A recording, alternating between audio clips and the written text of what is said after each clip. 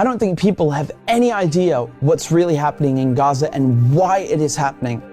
A few weeks ago, right before this war in Gaza ignites, Netanyahu goes to the United Nations General Assembly and he holds up this map and declares his plan for a new Middle East. And people are going, what is this stupid line this guy's drawing with a red marker? What it is an economic corridor that stretches all the way from India to the United Arab Emirates, into Saudi Arabia, into Jordan, Israel, and then finally to the entire European continent. I mean, the United States at this point, seeing their influence starting to fade, seeing the relevance of the dollar recede after they stole $300 billion from Russia. You have all these spooks in Washington and Tel Aviv, running around desperately trying to counter BRICS and counter China's new Silk Road. And this is their answer. This is a rival to the new Silk Road.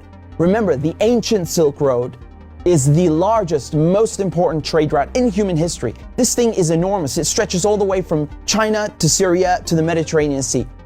The Chinese know how important this thing is and they want to revive it. It is the future of world economics, trade, and politics. Within the span of a few weeks, Iran and Iraq have signed a railway deal. So now you have a rail link for the new Silk Road. And President Assad of Syria, who the West have been trying to isolate for over a decade, is now visiting China, the world's largest economy, and signing a strategic partnership. This is pivotal. So now the new Silk Road has rail access all the way to the Mediterranean Sea through Syria's port in Latakia. So not just land, but maritime trade. This is crucial. And as enormous and important as all of this is just one aspect. This is just one aspect. You still have the gas. How can we talk about the Middle East without talking about gas and oil?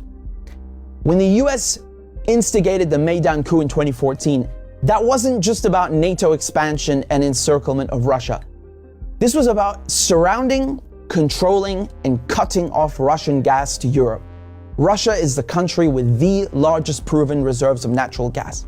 Control Ukraine, and you control the pipelines that feed and supply Russian gas to Europe. For decades, you've had US politicians, Republican and Democrat, from every administration, openly saying on camera, we don't want Nord Stream. There will be no longer a Nord Stream 2. We will bring an end to it. You want to have pipelines that don't go through Ukraine and Russia. For years, we've tried to get the Europeans to be interested in different pipeline routes. It's time to do that. You want to depend more on the North American energy platform, the tremendous bounty of oil and gas that we're finding in North America. Lo and behold, Nord Stream 1 and 2 are blown up.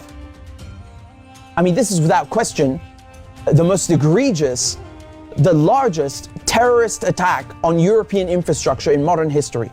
There are only 3 countries on this planet that can pull this off. They are Russia, Britain, and the United States. And let me tell you, it was not Russia. You combine that with the sanction packages from the European Union, banning Russian oil and gas. I mean, talk about shooting yourself in the foot. So now there's no more Russian gas coming into Europe. And just like that, the United States have achieved a long-standing foreign policy objective.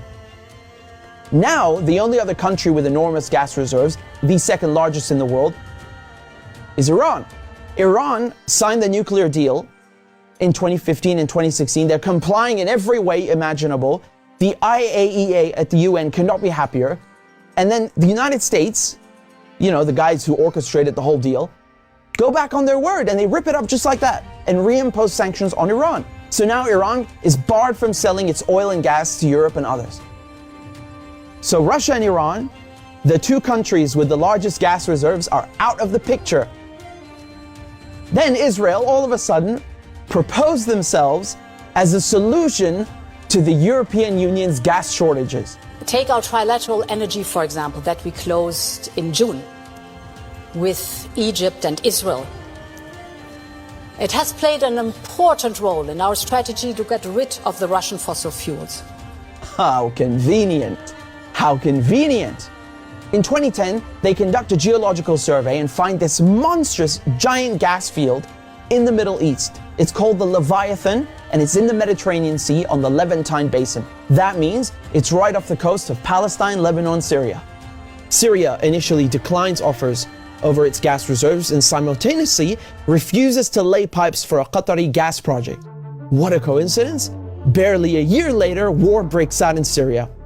And who's funding it? Qatar and Israel and the United States are just some of the parties funding and running this war to overthrow the government in Damascus. Today, the United States control 1/3 of Syria.